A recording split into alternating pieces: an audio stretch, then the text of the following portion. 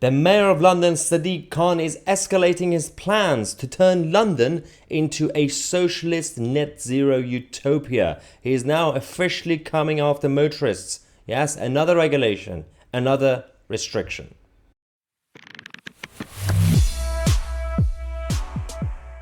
Yeah, Sadiq Khan is not happy about motorists not obeying when it comes to his ULEZ rules and taxes. He also has other plans. Yes, he's gonna add another policy. This time, he's stealing it from Mark Drakeford.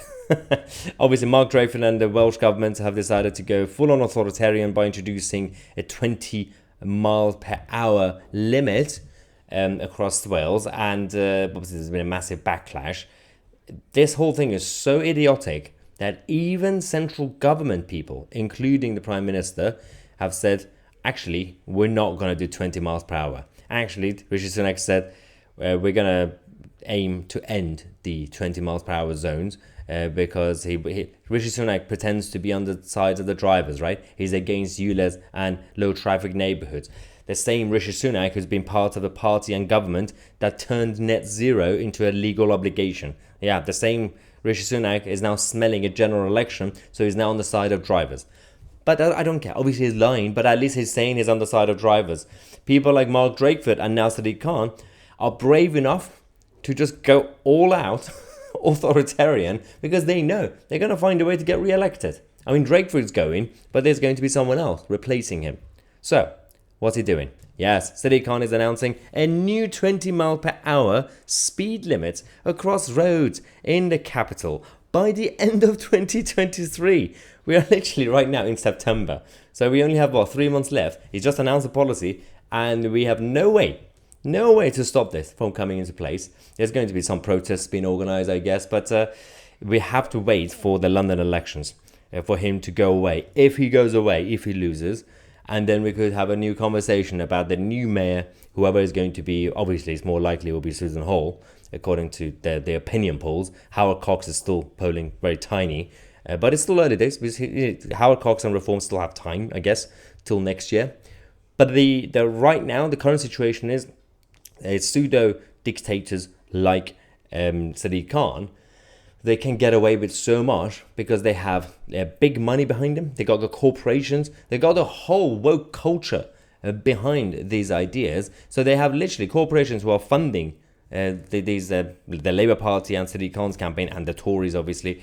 They're going out there not only funding their campaigns, but they're actually doing the bidding of the politicians. Corporations, for example, are using the big tech to steal your private data to be able to monitor you. Obviously, they say they're going to do it for marketing reasons and advertising.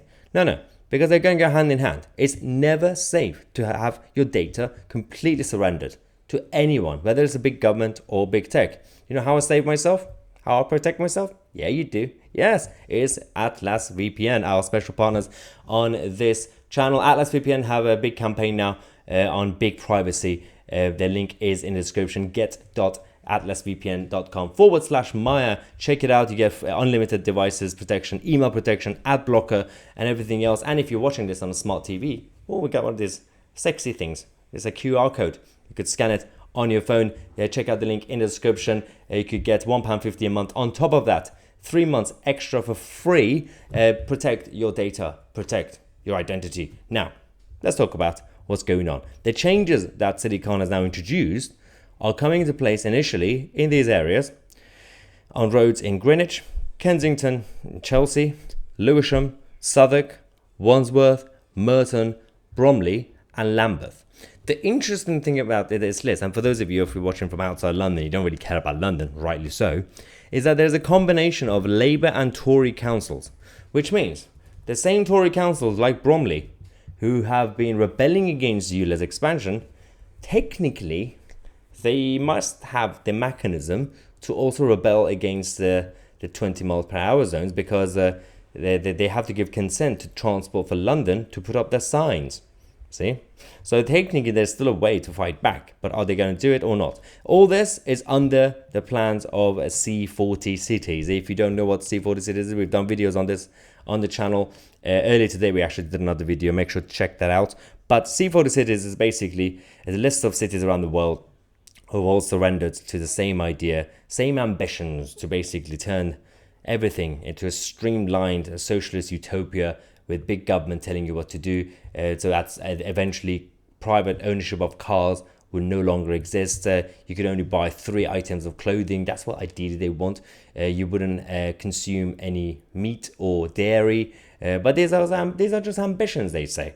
Somehow the politicians who are supporting this, including Sadiq Khan, who's the chairman of C40 cities in London, they are actually implementing those ideas anyway. The real motive is to make things harder for motorists and eventually cancel all cars. This is the real motive behind the 20 miles per hour zones. The 20 mile per hour zone makes no logical sense when it comes to the narrow roads in London or most of the country. We don't live in Germany or California where cars have the capacity to drive 100 miles per hour. It doesn't work that way here anyway. It's not going to change anything in that sense. It's simply going to destroy motorists and car ownership. First they're going to come for old cars, and now they're going to come for modern cars. Eventually all cars will go away. Anyway, let me know what you think. I'm Tousi, and we are the media.